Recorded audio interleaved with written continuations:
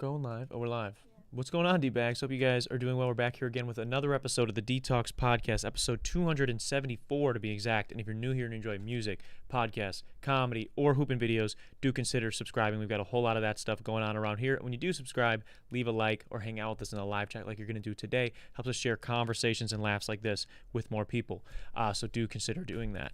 I don't know, my voice has been cracking the last couple minutes. I don't know what's going on there. But before I can get into today's episode and talk to you guys about a bunch of fun stuff, I got to talk to you a little bit about vacations. Vacation time is the best time. Best time of the year, best time of the day, best time of your month, whatever's going on. A well-earned vacation, there's nothing better than it. And there's no better place to do it than with today's video sponsor, Alpine House 2. Alpine House 2 is a classic Swiss chalet duplex A-frame with a log cabin interior located directly across from the Ski Brûlée Resort in Iron River, Michigan. That's Iron River, Michigan. Surrounded by forests, lakes, rivers, Iron River more specifically, Alpine House 2 is the destination for fishing, hunting, hiking, snowmobiling, obviously skiing, and things like that. So currently they've been almost booked up for the last couple of months, their first few months in business here on Airbnb and otherwise through Instagram. You can reach out to them at Alpine House 2 on Instagram. That's at ALPINEHAUS2.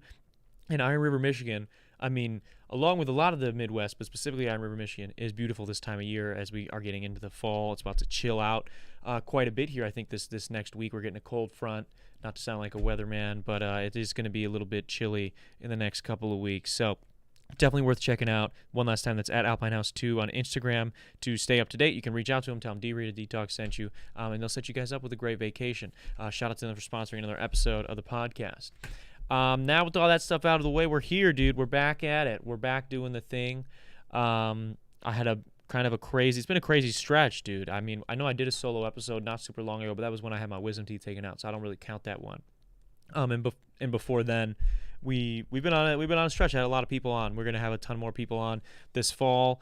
Got to figure out what we're gonna be dressed up as for the Halloween episode of the podcast. Also, too, if there's anything you guys would specifically not dress up wise, I'm gonna pick my own costume eventually. I haven't yet, but if there's anything you'd like to see or hear discussed on the Halloween episode or coming up for the holidays, you want to see something fun, Thanksgiving episode, something like that, let me know. I'd love to implement something that you guys want, just to keep things fun and different. Otherwise, I've got plans. We've got plans. I think it'll be cool. We got some people in the live chat saying we are back. Where's Duncan?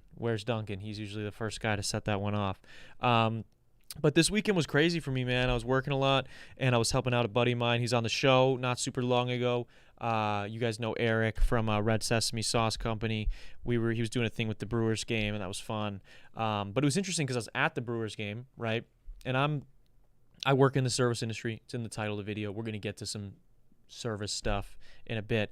But I work in the service industry, so I'm all about tipping. I know there's a big conversation online about tipping culture, especially in the U.S., and how it's backwards and it's wrong, all these things. But I kind of don't believe that. I'm big on paying people, and I feel like if I'm going out, then I should have that money to be able to tip 20%, as long as the service is fine. If the service is bad, I tip 20%.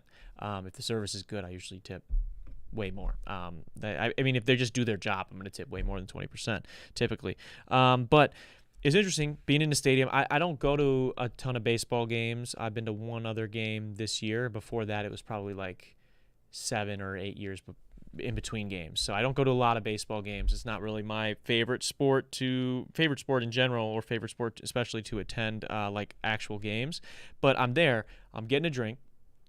And it's interesting because, you can go to there's plenty of bartenders, plenty of stands, people walking up and down bleachers trying to hand out drinks, stuff like that. But it was interesting. They had specifically a self-service station. So it was little boxed off area, looked like a self-checkout thing, and they had coolers, and you go up to the cooler and you grab your drink, you scan it, and you pay for it. And there's a person standing on the other side of this, and it prompts you to tip.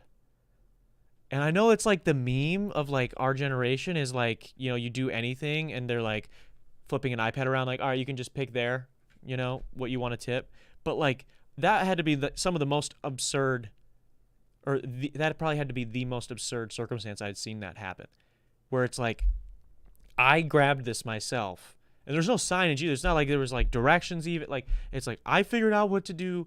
I did what I had to do, and I'm supposed to tip you for that. And I promise you, they're not getting that tip. At least at like a big stadium like that. At least I don't think that they are. But it just, I don't know, dude. It blows my mind sometimes. Like in tipping in general, I know it can be a lot. I know a lot of people have opinions on this, but how much should they be fined? What does it say? Bad tippers should all be fined. In the comments we have that Carrington says bad tippers should be fined. Alyssa asks how much should they be fined? You know, I think I saw a TikTok of this girl. I don't want to steal the joke because I know she does it as like a series. I forget her name, but I saw somebody who's a server online do a video that was like people should have to tip before, just like pay for the service that you want. And it was hilarious because it's like you could choose before we do everything. Like you could be like, all right, I'm gonna tip 10%, and then you were gonna get a 10% tip worth of service. I do think that would be pretty funny because then it, you know, I may or may not come back to get refills. You know, maybe if I get around to it. And then like the table next to you, like they tip 25% before everything. There, I'm cracking jokes, I'm hanging out if that's what they want, you know, being super attentive, doing everything they need. Yeah, I just think it would be pretty funny to do something like that. We got double the tip amount they were supposed to pay, and it all goes to the server. Is what bad tippers should be fined. That would be cool. I think if you don't tip, there should be something that we could do for that, because it's just, I want people to understand the tipping thing, because I get where people are coming from, where they're like, I'm already paying these prices for food, like I just want to I want to be able to eat here, I want to be able to do this, and like it shouldn't be on me to pay your staff. I understand that, but that's beautiful in whatever world you're living in. But the reality of the situation is restaurant owners and basically essentially the entire industry got together years and years ago and decided like, hey, so we don't have to get hurt on labor costs, let's pay our server, let's figure this out and get it to the point where it'll be legal for us to pay our servers insanely less than minimum wage, and sort of have pass that cost on to the customer instead of us as business owners, and then it'll all work out in the end that they should be getting minimum wage and hopefully more than that. It's sad that that's sort of the way that it's worked, but I need you to understand that's, I'm not saying it's your responsibility to pay servers, like it's not your job to pay my bills if I'm your server, but if you go out, I do think that I'm of the mindset that you should be, if you're getting served, expecting to pay 20% tip. If service is great, I'm not going to tell you. I know that there's bad servers out there. I know that there's bartenders that are scummy. Believe me, I know. I'm not saying you have to all the time. I'm not saying that there aren't circumstances. You go to a baseball game and you get a beer and they're charging you $11 for the beer. You want to drop them, $1. I'm not saying you got to tip 25% on that. That's not what I'm saying. But you go to a sit-down restaurant, somebody comes up, they greet you, they're friendly with you, they're taking your order, they're coming back to making sure that your drinks are filled and all these other things. Then I feel like that person deserves 20% at least. That's just what I think. And I know people will sometimes say, servers will say, like, if you can't afford it, then don't go out to eat. And I'm not going to straight up say that, but I do sort of agree with it. It's like, it's sort of a slap in the face as a server when you don't tip like that. Now, again, it's not the people that are coming in's fault. It's obviously like the restaurants themselves. And I know it's hard to run a restaurant. Food costs are high. Labor, especially in the kitchen, is high. But it's just difficult, and it does really suck being in the service industry. I didn't know I was going to get right into it right away. But something that is tough in the service industry, and I've noticed for a while now, is you will see how different owners will try to mitigate these costs and try to obviously be more profitable business owners. And something that really is disheartening is like you're getting paid as a server, especially as a server, right? I worked at a place before where the servers are getting, 235 or whatever. Is that what it is? 235, 333 or something like that, something bad. An hour, $3 an hour, right? And the owner will come in and we will be dead, right? It's like a Tuesday during the day and you're dead.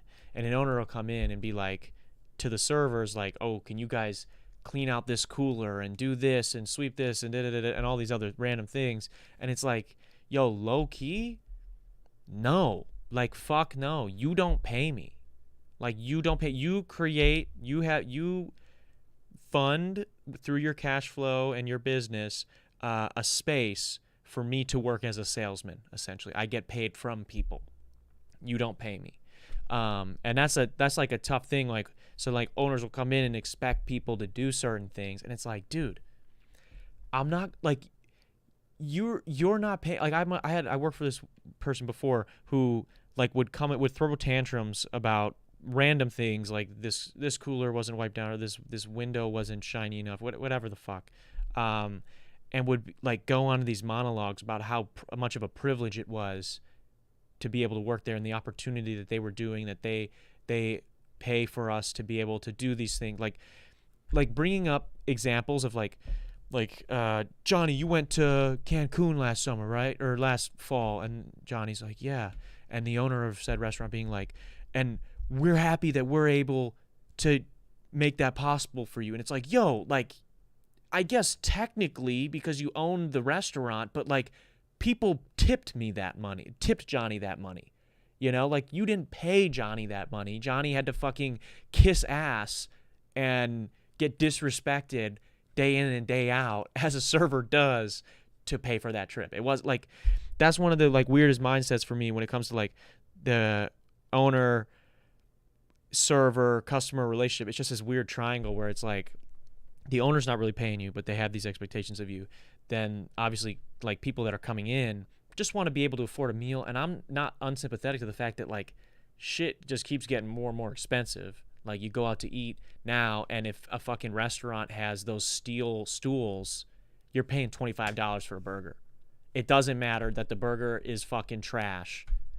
You're paying $25 for a fucking cheeseburger, essentially. I'm not unsympathetic to that. I know that that's bullshit, but I am saying like if I'm gonna go do that, then I'm tipping 25% on that, or tipping 20% at least. I don't know. It's just hard. And my one thing I want to do, because I know some people are gonna be in the comments or listening to this and being like, oh, boo-hoo, like this guy, you're a server, you get XYZ, like it's an easy job, get a real job then, da-da-da-da-da. First off, if you say that, because people do fucking say that, and I've heard them say that to friends of mine, it's been said to me.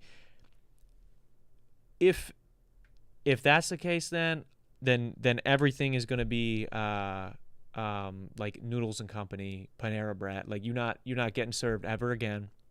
You're not getting martinis. Everything's gonna come pre-packaged, pre-whatever. That's what you're gonna get, because that's crazy to me that people say that. Like there are so many people that are like insanely talented servers, bartenders, etc. And you don't get that without sort of this exchange.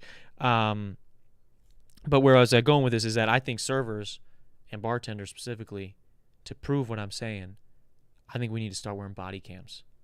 I said this on my TikTok the other day. I think that if people in the service industry got together and we started all wearing body cams with mics, specifically with mics, that we could really start showing people like, dude, you do not understand the type of shit you have to deal with as someone in the service industry. And I'm not going to tell you, I'm not saying that there are not days where you are compensated for it, very fairly. There definitely are. You make good money a lot.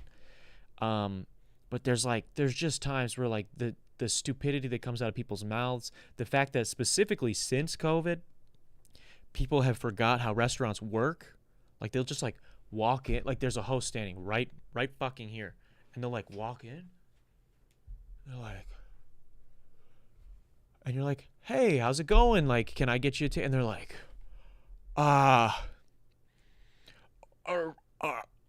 this is a restaurant. Like, it's like, you fucking came here, dude. Like, you punched the GPS. You punched this place in the GPS, and you came here to get a meal or whatever. You stumbled upon it. You saw that there was food. You smelled something. You came in.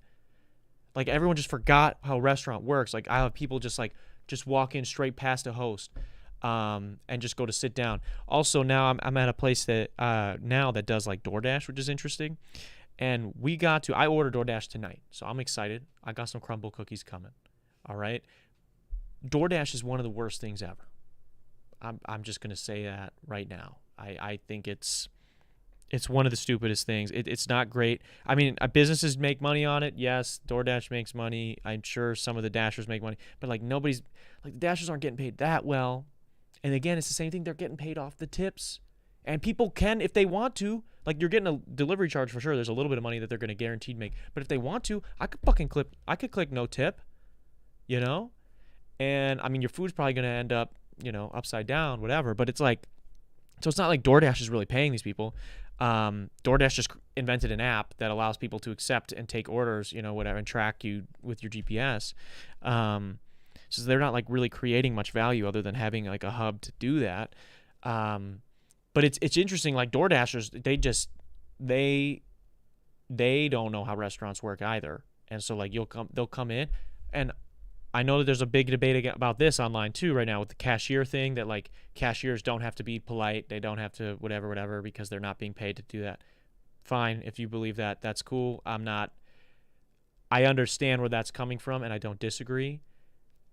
And maybe we'll get into this in a second. We'll pull this up, but I do think you can just say hello. So people will come into my restaurant, and I'll be like, "Hey, how's it going? Whatever." And they're pointing to a DoorDash order. Like, they're just like, "I'm here for DoorDash. Where's this order?" And I'm like, "All right, I guess I'm gonna do this." So then I just go get the order, or whatever. And it's fine. You don't have to talk to me, but it's weird, dude. I don't know. The service industry is in a weird spot right now with DoorDash and with people not knowing how restaurants work. And it is insane. Like I had this couple in the other day, and I'm chatting them up. I'm asking them what they're doing, what they were up to today. They did Open Doors Milwaukee, which is, like, this cool thing where you get to go inside of a bunch of different buildings in the city, and you get to check out, like, some of the architecture and how it was built and why it was built and who ordered the buildings, all these things. It's pretty cool. And so I'm talking to them about this, and then they're asking for recommendations, and I give them some recommendations. They go with the recommendations. They love the recommendations. I'm talking these people up, hanging out with them, whatever. Definitely adding to the experience, right? And their bill's like $40-some, right? 40-some, maybe 45, I don't know. They end up wanting, like, so they close out on a card, meaning they paid for the meal. And they're like, "Oh, wait, do you guys have X product to go? Can you do that? Like, a little thing of this side?" And I'm like, "Sure, yeah, I can do that." I have to open up another tab or whatever. So they're like, "Yeah, I'm down." So I go get them one, bring them said side, and I'm like, "Hey, like, here you go. Like, close them out." So it's like $5 for this side of whatever it was packed up. And so then on the whole, they handed me a $10 bill, and we're like, "Just keep the change for, like, the whole bill." So it's like, that's a 10% tip. It's a $5 tip on almost on a $50 total tab now. So it's like a 10% tip. I hung out with you, like, and it's just weird. It just, maybe I am an entitled server that isn't able, like, 10% is 10%, should be happy with it. But it's like, what the fuck then? I should have just dropped the menus down, walked the fuck away. You asked for a question, I should have been like, whatever, yeah, this one, and pointed, like, it is demoralizing when you get that. And I know it can be like that when it's, like, over and over again. Obviously, most of the time I have pretty good interactions with people, but you're still going to have idiots, or you get people that just, like, people, especially I've been hit on, and I've seen other servers, friends of mine, my girlfriend was a server for a long time, and people are weird, man. They're just weird.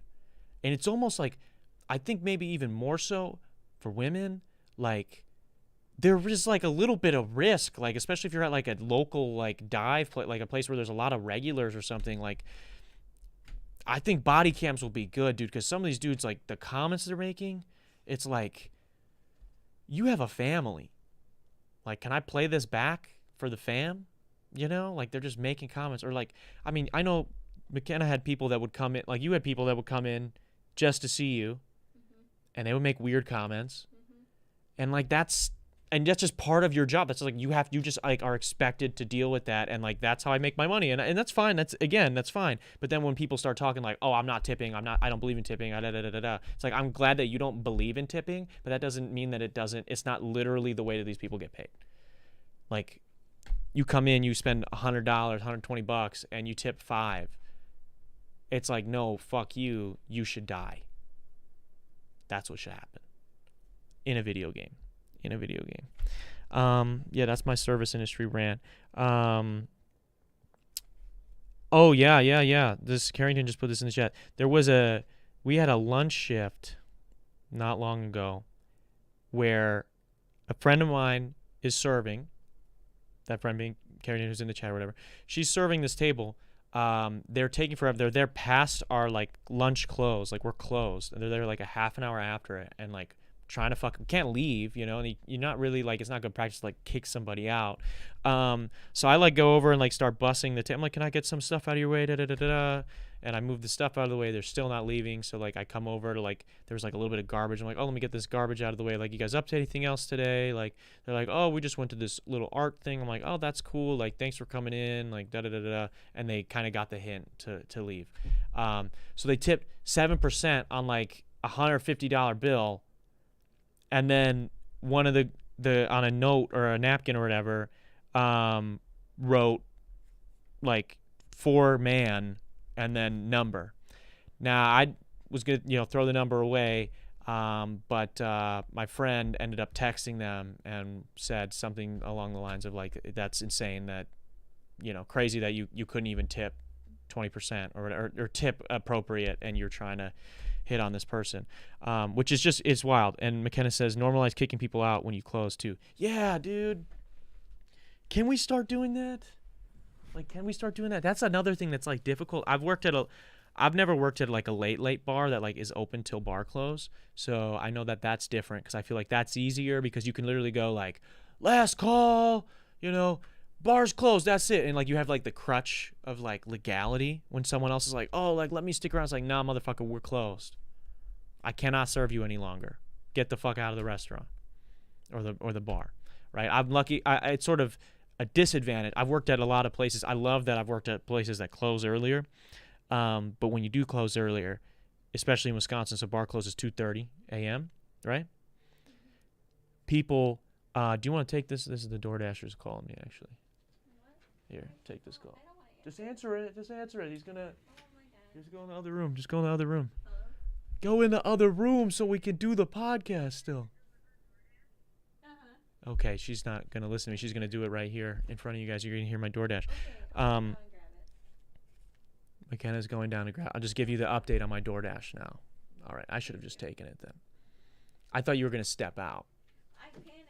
I know. Well, why did you just sit if you were panicking? All right, well, we're still live. What was I just talking about? I don't even remember. Kicking people out. All right. We got to figure out a better system, because in Wisconsin, bar closes 2:30, and so if you're a bar that doesn't close at 2:30, there's this awkwardness of, like, people know, like, we both know the law. We know I legally could serve you another drink, but if I do that, that means you have to drink said other drink, so you're going to still be here. And I have to close things down, which means after you leave, like, there's plenty of things I have to do after you leave.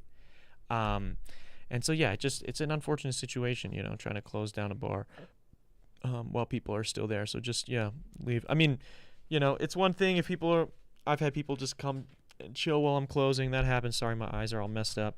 But it's just weird, dude. It's just weird. Now, while I've been ranting this whole time, another thing I've been wanting to rant about for a long time, for months, dude. I've been thinking about this for months. I forgot to write it down every time it popped into my head. But I wrote it down yesterday. I'm sick of group chats, dude. And I just made like 4 of them today. All right? I'm not sick of group chats. I actually love group chats. I think that they're super useful tool. to get information out quickly, and make plans and those things. I actually love them for that. I'm not sick of them. Maybe that was a bad way of saying it. I'm sick of motherfuckers. I'm torn on it. I'll get to I guess I'll spit it out. It's hard for me as someone who organizes a lot of things. You can call last call, Mom. Yeah, you can do that. It's hard for me as somebody who organizes a lot of things to, let's say I have 10 people come into something and everybody's in the group chat. Everybody's in. Yeah, I'm there. Yeah, I'll be there. What time is it? Okay, cool, I'm there. And in a day of event or day of said agreement, someone's going to text me separately outside of said group chat to give me some bullshit reason why they can't come. Now they're letting down everybody. I'm talking specifically when it's the worst. When it's the worst is when it's for a sport, for a team. Okay? And it's something that pisses me off. I'll never not get over it. Or when I play, like I organize a lot of Sunday basketball things. I was in a soccer league. I've told you guys, we had Dan on the show before. And one of my least favorite things was day of a game, 20 minutes before the game, somebody texts me separately saying, I'm not coming because of some bullshit reason. Like, oh, I'm at this thing it's like, well, you knew you were going to be at the thing all week. You could have said something. Why didn't you put that in the chat so everybody would know? Now I got to report to everybody. So it's like, I have to be the deliverer of the bad news, to everybody. Like I have to, like, it's almost like I'm letting people down, telling the rest of the party that this person's not going to be here. Now the team is in a worse spot. Or if it's some other situation where it's like you're making plans, maybe you need extra hands for like moving somebody or doing something else, and it's like day of somebody cancels, but instead of putting it in the group chat for everybody to see that they canceled and put your whack ass excuse up against everybody's scrutiny, you put that on me solo, so you don't have to be under the scrutiny from everybody else. And I got to take the heat when I go tell everybody, hey, this person canceled because of this. And they're like, what? And I'm like, I know, bullshit, but that's what they told me. Can you start naming group chats? No, I won't. But it's not you. It's not you, Alyssa. You're good. But it's one of my least favorite things that people do. And I have people, and I've said it to people, like it annoys me. What's that? Yeah, we'll show off the cookies. It really fucking annoys me that people will do this, where they just like, everybody's excited because you have that excitement of like, we're doing this thing, and everybody, you get to feel good. You get to look good in front of everybody else and be like, yeah, I'm coming. And then I guess that's going to get taken out of context, what I just said there. But you get to say that you're going to the event, and then the day of, you text me separately so you don't have to face everybody. I don't know. I just don't like it. On the other hand, I understand, and this is why I said I was torn on it.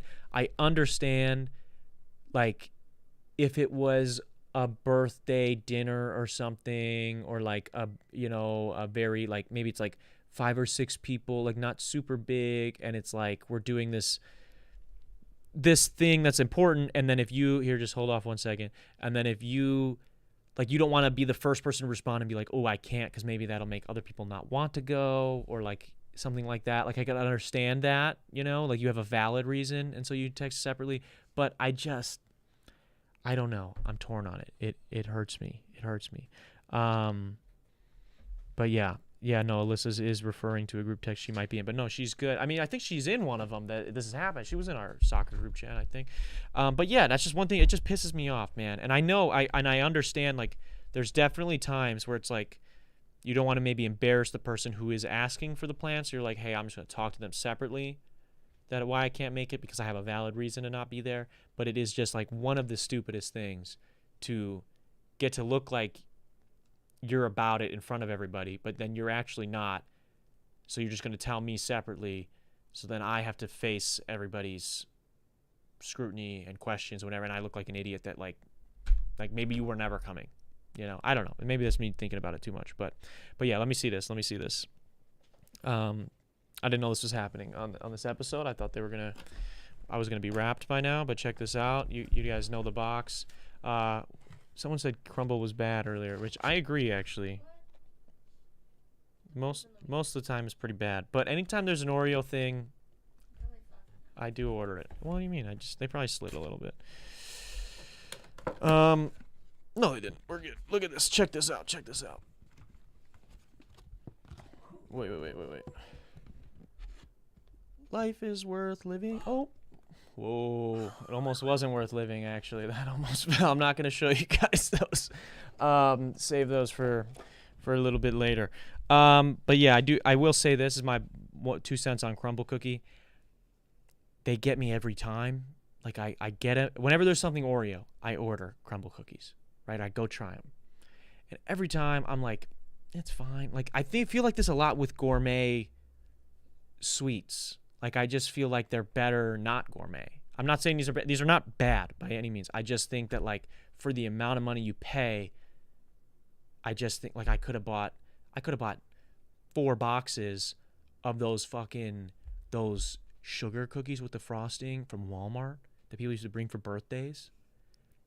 And that would give me equal to, if not probably more happiness for longer, because I would have more of it than what you get with this, which is like my big criticism of this. Because it's like, dude, I'm like, I can't even eat it. Like, they're so sweet. Like, you can't eat a full one of these cookies. If you do, like, you probably do have diabetes, and that's okay. I still will like you, but I just don't know that you're healthy. Because I can eat a lot, and I eat a couple bites of this, and I'm like, that's good. At least I haven't had one that I liked that much where I was able to eat the whole thing. But I will cut them in like fourths or whatever and share them and stuff with people so everyone gets to try them. That's cool. But I can't eat that many. Can't eat just one of those. Dude, I cannot eat that many of them. I will fucking die. I got like, yeah, that would just not be good. Speaking of sweets though, or I guess snacks, something that came to my attention recently is the fact that companies are trying to market to Gen Z now using brain rot, which I think is interesting because I just want to know like how it's working conversion wise. Like is it converting into more brand awareness, more sales? Because Nutter Butter specifically is one of these companies that has done a good job, I guess, or at least it seems like they're doing a good job of appealing to a younger demographic, which I'm in this said younger demographic. I'm Gen Z. But I don't know, man. I don't know that it's sort of making me look in the mirror and be like, how far have we fallen that like the companies are doing this now to get to us. So why don't you pull that up real quick? We got the or refresh because it's like I want to be able to see their profile pic. Yeah. All right. No. Yeah. So this is Nutter Butter's official TikTok page. Now, can you just to get so you guys can get an idea of what was shown to me the other day? Walmart cookies, not crumble cookies. Mike clarifies. Yeah, exactly. He's right. This is that's their profile pic. Now, Nutter Butter they're great, dude. I haven't had one in a long time. Maybe this is gonna work on me because maybe I'll buy some now. But they're amazing, and this is like how their ads are looking now, and they're kind of freaking me out a little bit. Click that first one with 6.6. Just turn the sound down. Yeah, turn the pinned one down. Make sure that sound is like at pretty low. Yeah.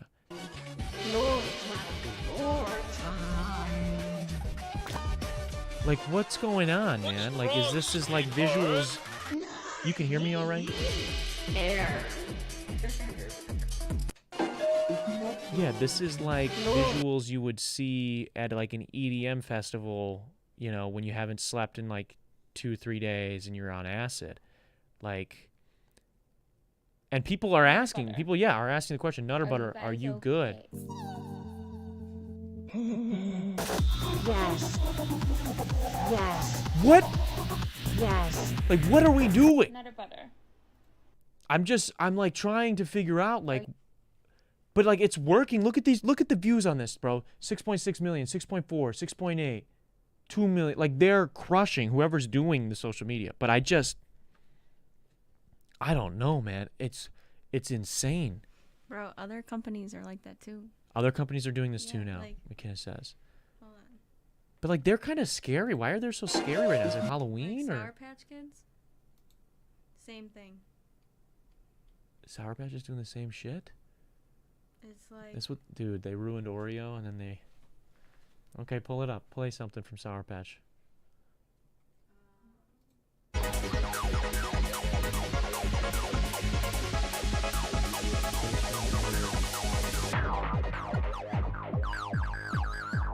What?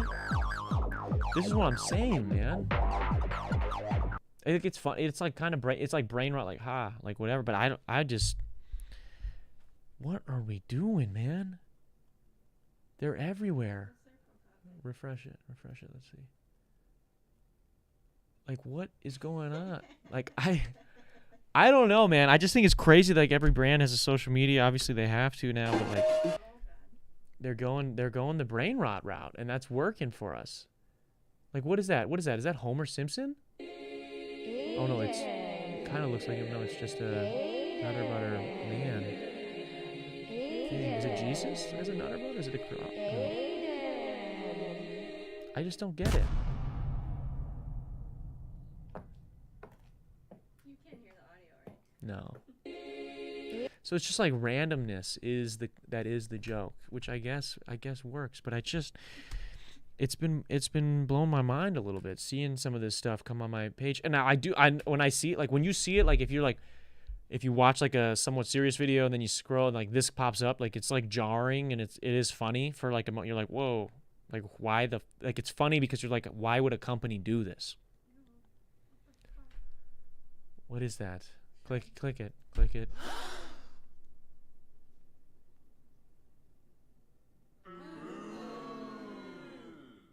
You know, like men used to go to war, and then this is. I don't know, man. I think it's gonna get X-rated. Yeah, get off of here. Am I yeah? No, because this shit works on me. That's because you are the face of Gen Z. We're having a comment section battle. But yeah, it's. I don't know, man. I mean, I guess maybe I'm gonna buy. Maybe we should buy some. Not Crumble. I already have Crumble. Maybe we should buy some Nutter Butter. I don't know. I don't know. If there's any other good? Maybe we should review companies' social media pages and just make fun of them. You guys let me know. That's gross. In the comments there. Thanks, Edith. Also in other news, Derrick Rose retired, and as a Chicago Bulls fan, specifically, a big Derrick Rose fan, loved watching him play when I was like 7th, 8th, and even 7th, 8th grade, freshman year of high school. I was hurt a lot when I was in high school. But crazy good player. If you want to see, ladies, if you want to see your man cry, ask him about prime Derrick Rose, because it never happened, and everybody's still hurting about it. But he just retired officially, and that's definitely sad. So I think we're reaching UNC status, is what I've heard in the comments. That means we're getting there, because D Rose is gone. It's crazy to think that LeBron is in year 22, or is in year 22. And he just did media day with his son, and he looks good, man. Like, he looks good. I mean, I think they put like, year 22 in the NBA. LeBron has been in the NBA, like, for some people who are listening to this podcast, because our demographic is like 18 to 30. Some people that are listening to this podcast, he's been in the NBA your entire life. Yeah. I mean, he's been in the NBA I'm 25. He's been in the NBA ever since I could remember the NBA, which is pretty insane to think.